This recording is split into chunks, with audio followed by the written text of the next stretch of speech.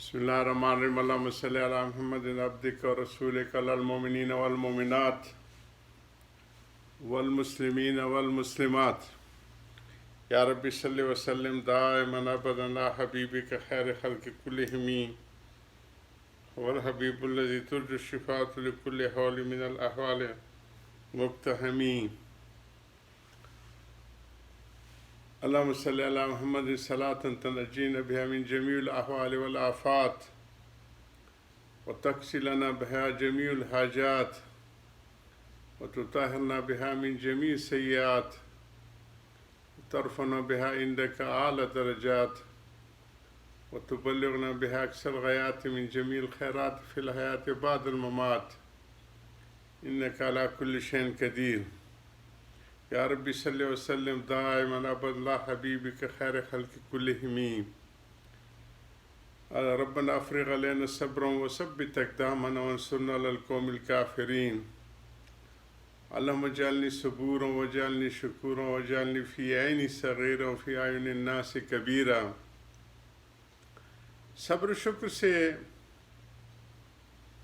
چل رہی ہے. آج سفر کی 3 تاریخ ہے اور 30ویں ہماری نشست ہے پہلے واعظ کی فضائل صبر میں. تو حضرت فرما رہے ہیں کہ 3 قسم کی چیزیں ہوتی ہیں. ایک تو اپنے نفس میں کوئی بیماری ہو گئی، کوئی پریشانی ہو گئی،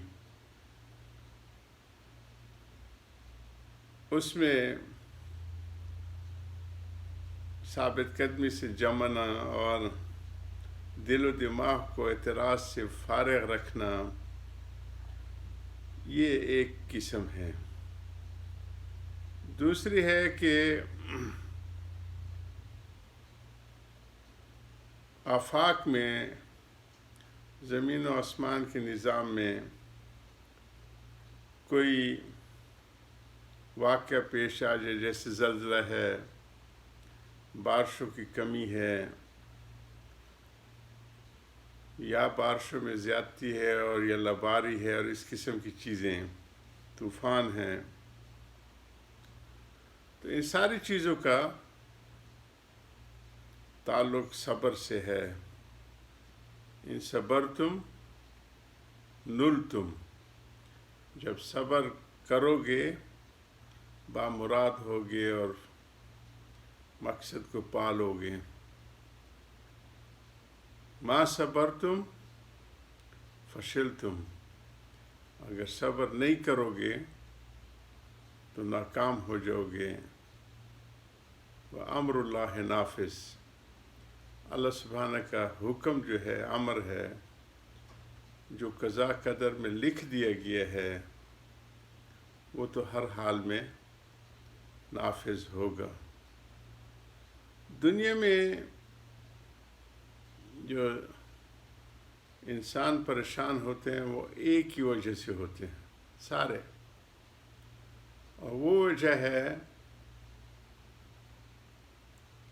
اپنی تجویز پہ اصرار کرنے سے.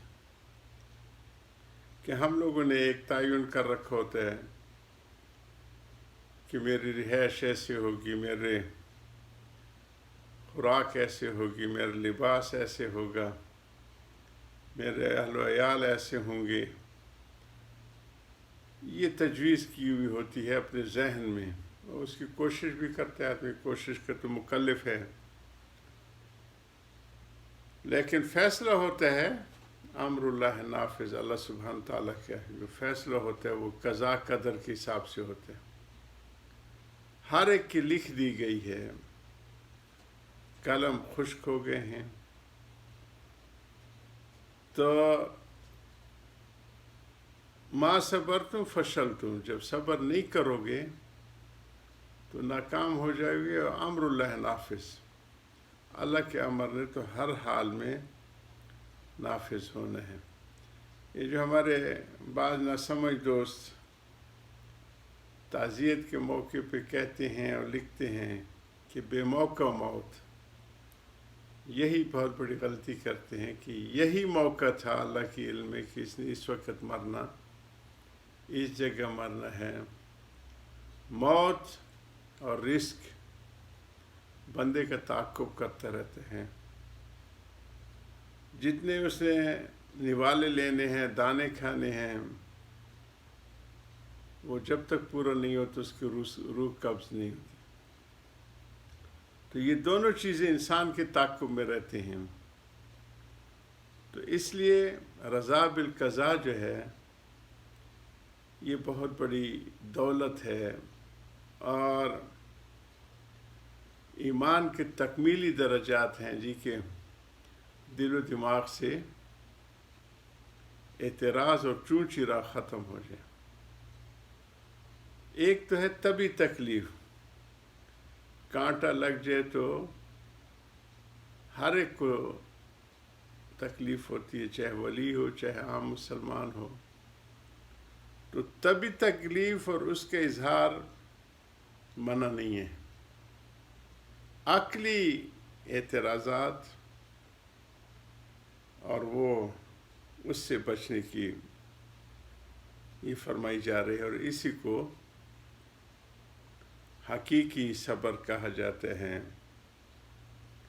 حضرت نے آیت کو شروع کر رکھا ہے، وَالصَّابِرِينَ فِي الْبَأْسَاءِ وَالضَّرَّاءِ وَحِينَ الْبَأْسِ۔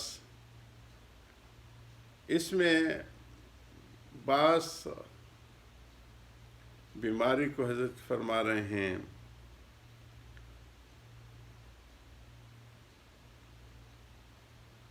یعنی شدت کے ہیں۔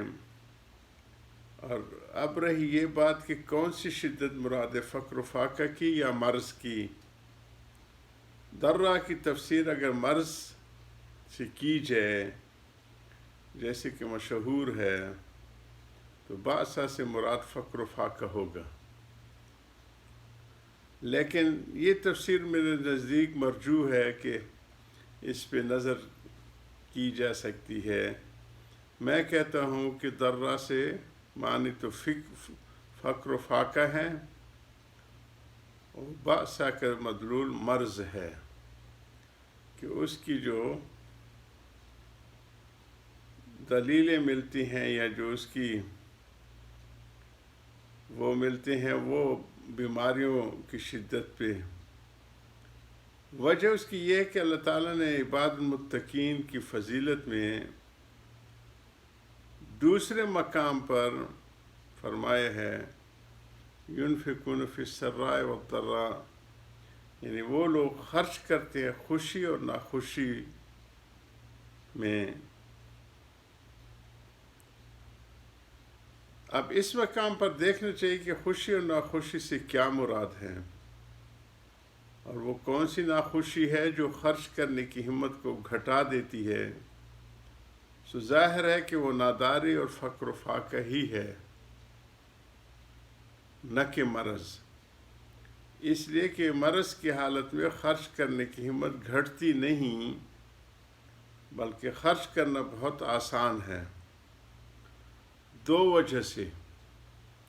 اول تو اس وجہ سے کہ آدمی کا خیال ہوتا ہے کہ خرچ کروں گا تو بیماری سے چھوٹ جاؤں گا۔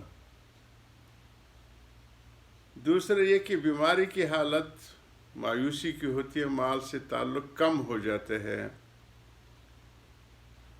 اس لیے آدمی سمجھتا ہے کہ جو خرچ کروں گا وہ میرا ہے، اور جو رہ جائے گا وہ پرایا ہے۔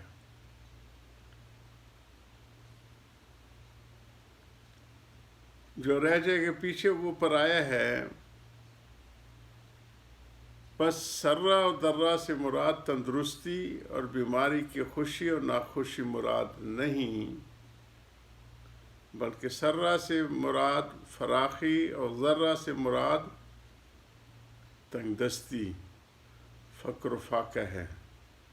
اس لیے کہ تنگ دستی کی حالت میں خرچ کرنا بڑی ہمت کی بات ہے۔ پس جب درہ سے مراد فقر و فاقہ ہوا تو باسا سے مراد اس کے مغیر ہونا چاہیے کہ دوسری کوئی چیز ہوگی، حضرت کی ان باتوں کو جاری رکھیں گے. وآخر دعوانا الحمدللہ رب العالمین.